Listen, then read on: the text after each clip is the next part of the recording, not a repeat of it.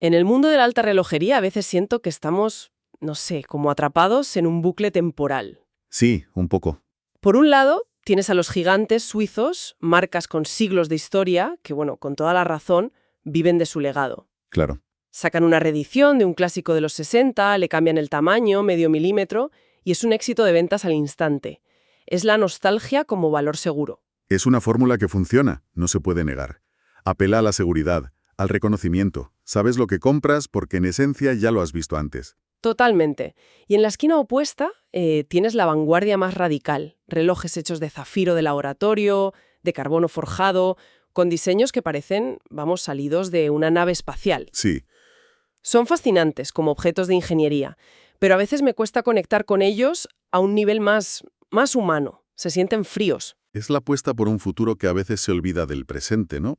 Es tecnología pura, a menudo desprovista de alma o de una historia que la sustente. Ay, ahí quería llegar. Entre esa reverencia casi sagrada por el pasado y esa carrera desenfrenada hacia el futuro, ¿hay sitio para algo más? Y es que las fuentes que tenemos hoy sobre la mesa proponen una tercera vía, una que no habíamos visto venir y que es, francamente, mucho más extraña y poética. Sí. Nos hablan de una firma llamada Albish Horn y su Air Collection.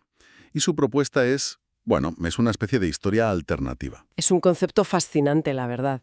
Para analizarlo, vamos a sumergirnos en los documentos que describen su filosofía, que gira en torno a una idea que ellos mismos han registrado: Imaginary Vintage. Añada imaginaria. Suena bien. Suena muy bien. Nuestra misión hoy es desentrañar qué demonios significa eso. ¿Por qué lo describen como una evolución paralela de la historia? ¿Y cómo se traduce todo esto en su reloj más enigmático, el cronógrafo Type 10? Vale. Porque la paradoja que plantean estas fuentes es la que me tiene enganchado. ¿Cuál es? Cómo un reloj basado en un pasado que, literalmente, nunca ocurrió, puede llegar a sentirse más auténtico y honesto que una reedición oficial de un reloj que sí existió. Uf. Es una pregunta que desafía nuestras ideas sobre la autenticidad. Vale, me has convencido. Vamos a desentrañar este concepto de Imaginary Vintage Rebel. Lo primero que me llama la atención en los textos es que se esfuerzan mucho en decirnos lo que no es Sí, sí. y apuntan directamente a una práctica muy común hoy en día, el Faustina. Exacto. La falsa pátina. Esa luminiscencia de color crema o amarillento que se aplica a las agujas y a los índices para simular el envejecimiento del tritio de los relojes antiguos. Albish Horn, según sus manifiestos, lo rechaza de plano. Lo considera un disfraz, un atajo estético que no respeta la inteligencia del aficionado. Es como comprarse unos vaqueros nuevos que ya vienen rotos. Justo esa es la idea. Entiendo el punto. Es como si el reloj quisiera aparentar una vida que no ha tenido. Pero si no es un disfraz, ¿qué es? Porque al final también buscan una estética del pasado. Y aquí es donde su propuesta se vuelve mucho más cerebral. No se trata de envejecer artificialmente un objeto nuevo. Se trata de un ejercicio que las fuentes denominan ingeniería inversa especulativa. Suena... Suena complejo, ¿verdad? Pero es una idea que nos pide que viajemos en el tiempo con ellos, pero no como meros observadores. Ingeniería inversa especulativa. Suena a término de marketing muy bien pensado. ¿Hay sustancia detrás o es solo una forma elegante de decir nos inspiramos en lo antiguo? Es una buena pregunta, una que yo también me hice. Pero la sustancia está en la metodología que describen. Nos sitúan en un momento y un lugar muy concretos. A ver. Estamos en 1947. La Segunda Guerra Mundial acaba de terminar. La tecnología de mecanizado de precisión ha dado un salto cuántico gracias al esfuerzo bélico. Los pilotos de pruebas están llevando los primeros jets al límite. Rompiendo la barrera del sonido. Exacto. La estética que domina no es una elección de diseño, es una consecuencia de la necesidad. La función es todo. Un contexto muy potente, desde luego. Y en medio de ese escenario se hacen la pregunta clave. Con los materiales, las técnicas y las necesidades de ese preciso instante, ¿qué reloj se habría construido? No se trata de copiar un reloj de 1945. Se trata de imaginar el siguiente paso evolutivo que la historia, por la razón que sea, nunca llegó a dar. Es crear un eslabón perdido. O sea, es una ucronía, como en las novelas de Philip K. Dick. No es esto es lo que fue, sino ¿y si hubiera sido así? Exactamente. Crean una pieza que encaja perfectamente en una línea temporal alternativa. Has dado en el clavo. Es una extrapolación, no una copia. Las fuentes usan una analogía que creo que lo deja meridianamente claro y nos saca del mundo de los relojes por un momento. ¿Cuál? Lo comparan con los restomods del automovilismo. Ah, claro. Pienso en Singer y sus Porsche 911. Justo.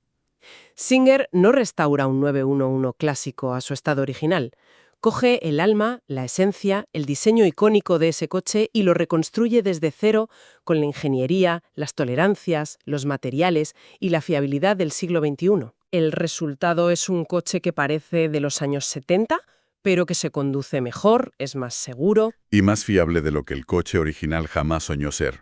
Es una gran analogía, sí, porque encapsula esa tensión entre el alma antigua y el cuerpo moderno. Es casi perfecta.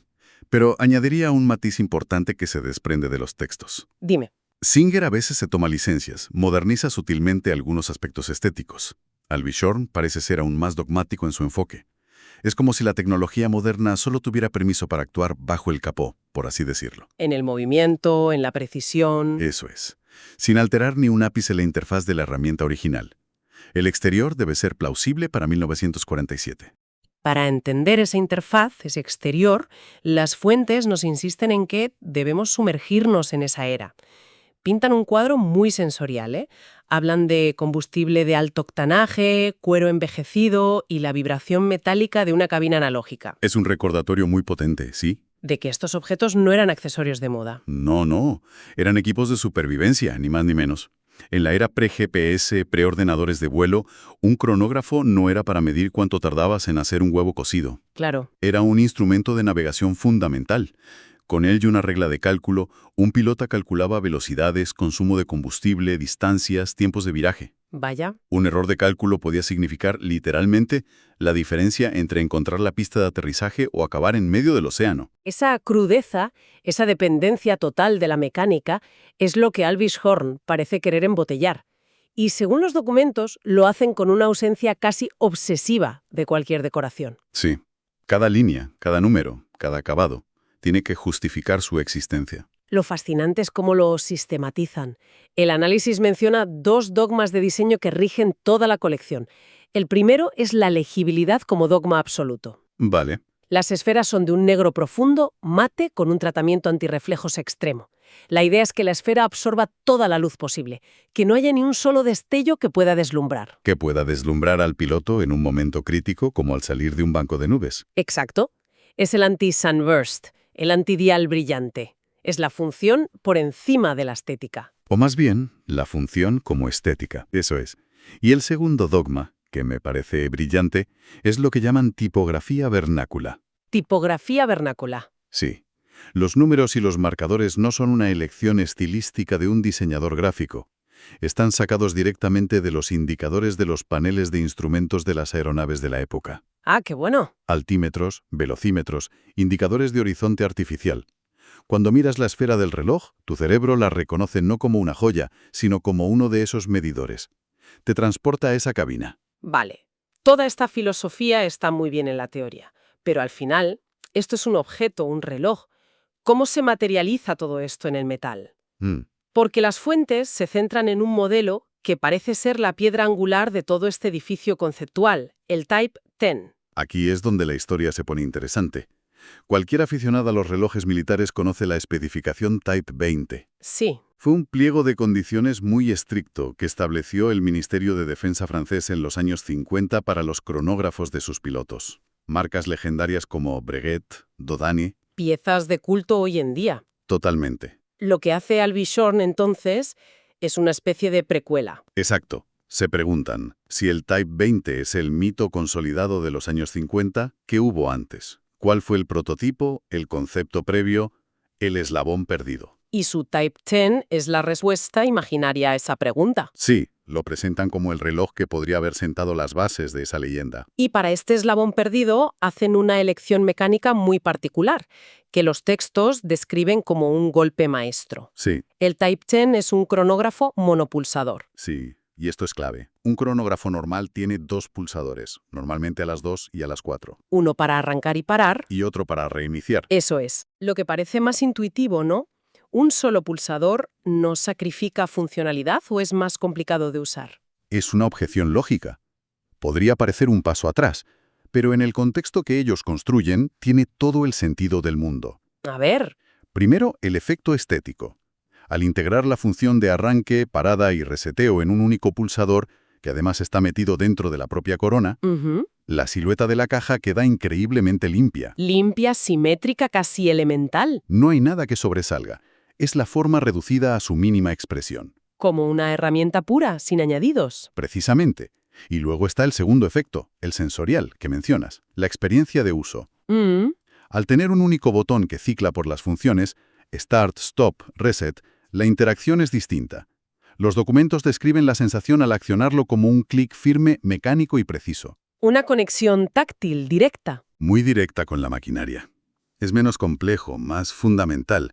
Te conecta con una forma más arcaica de medir el tiempo, algo muy coherente con esa idea de un prototipo de 1947. Entiendo. Así que tenemos esta pieza que, conceptual y estéticamente, es un viaje en el tiempo a la década de los 40. El alma es de esa época. Sin duda. Pero entonces, en los análisis, me encuentro con un dato que me choca un poco. Hablan de que el movimiento tiene certificación COSC. El control oficial suizo de cronómetros. Exacto, el estándar de oro de la precisión en la relojería moderna. Y aquí es donde, bueno, a mí me surge una duda. ¿No rompe eso un poco el hechizo? Entiendo por qué lo dices. Llevamos todo el rato hablando de un alma de 1947, de una herramienta pura y analógica, y de repente le meten una certificación de altísima tecnología del siglo XXI. ¿No es una contradicción? Veo perfectamente por qué lo planteas como una contradicción. Y si la filosofía de Alby Shorn fuera simplemente nostalgia, lo sería. Pero si conectamos esto con el panorama general, la certificación COSC es, en realidad, la pieza que cierra el círculo de su argumento de forma magistral. A ver, explícame eso. Recuerda, su objetivo no es hacer un reloj que parezca viejo, es hacer el reloj que debería haber existido, pero construido con la mejor tecnología posible hoy. Vale. Un reloj de piloto es ante todo un instrumento de precisión. Si no es preciso, es inútil. Es un adorno. Es, volviendo al principio, un disfraz. Claro. Al someter su movimiento a las pruebas independientes y ultraexigentes del COSC, están validando su narrativa. Están diciendo, este objeto no solo parece una herramienta de 1947, Ujú. sino que funciona con una precisión que supera a la de la inmensa mayoría de relojes que se fabrican hoy. Ahí lo tienes. Ah, ahora lo veo. Es la prueba definitiva de que no es un ejercicio de estilo, sino de perfeccionamiento.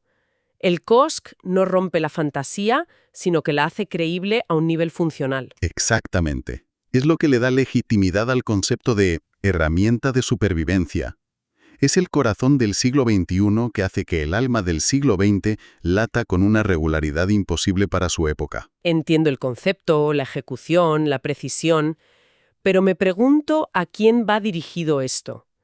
Claramente, no es un reloj para enseñar en una fiesta y que todo el mundo lo reconozca por su logo. No, para nada. ¿Qué tipo de persona se siente atraída por una pieza que requiere toda esta explicación para ser apreciada? Esa es la pregunta del millón. Y nos lleva al significado de todo esto. Las fuentes son unánimes en este punto. Llevar un Alby Shorn no es un acto de ostentación financiera. No es para que la gente sepa cuánto dinero has gastado. Para nada. Lo describen, y me encanta la expresión, como una declaración de cultura relojera. Cultura relojera, eso suena a un nicho muy específico. Lo es. Apela a un perfil que los textos denominan el coleccionista erudito.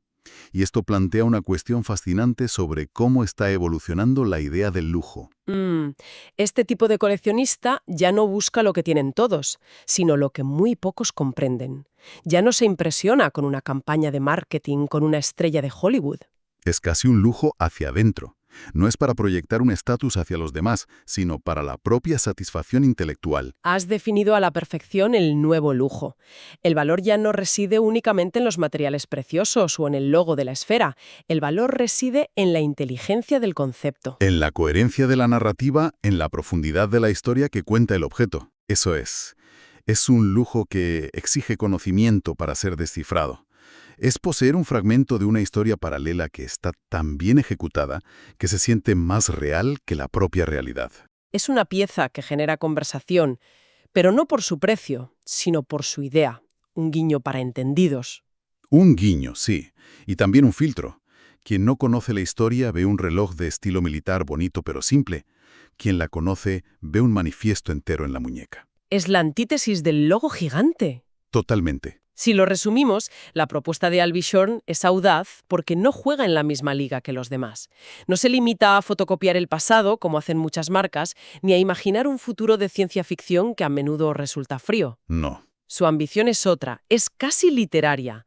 Es soñar con un pasado mejorado, una versión idealizada, y al hacerlo, abrir un camino nuevo y más interesante para el futuro de la relojería. En el fondo, una carta de amor a una época en la que la relación entre el ser humano y la máquina era mucho más íntima y visceral. Sí. Una época de instrumentos analógicos, donde la vida dependía de la fiabilidad de un conjunto de engranajes y muelles.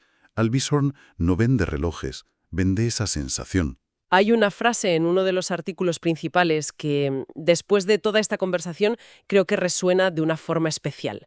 Me parece la conclusión perfecta. Adelante, porque creo que sé cuál es. Dice: si buscas un reloj que mida segundos, el cuarzo es suficiente. Si buscas un reloj que mida la historia, incluso la que nunca ocurrió, la Air Collection está esperando. No se puede decir mejor. Captura perfectamente esa diferencia fundamental entre medir el tiempo y darle un significado. Entre la simple cronometría y la cronología con alma. Exacto. Y todo esto me deja dándole vueltas a una idea. Este enfoque de Albichorn, esta ucronía de diseño, de crear una versión idealizada de un objeto histórico que nunca existió, pero con la perfección técnica de hoy, es una puerta que se abre. Me hace preguntarme, más allá de los relojes, ¿qué otras piezas de diseño, de tecnología o incluso de arte del pasado podrían ser reimaginadas de esta manera? No como copias nostálgicas, sino como la versión que siempre debieron ser, la versión perfecta que solo ahora, con la perspectiva que nos da el tiempo y la tecnología que tenemos, somos capaces de concebir y, finalmente, construir.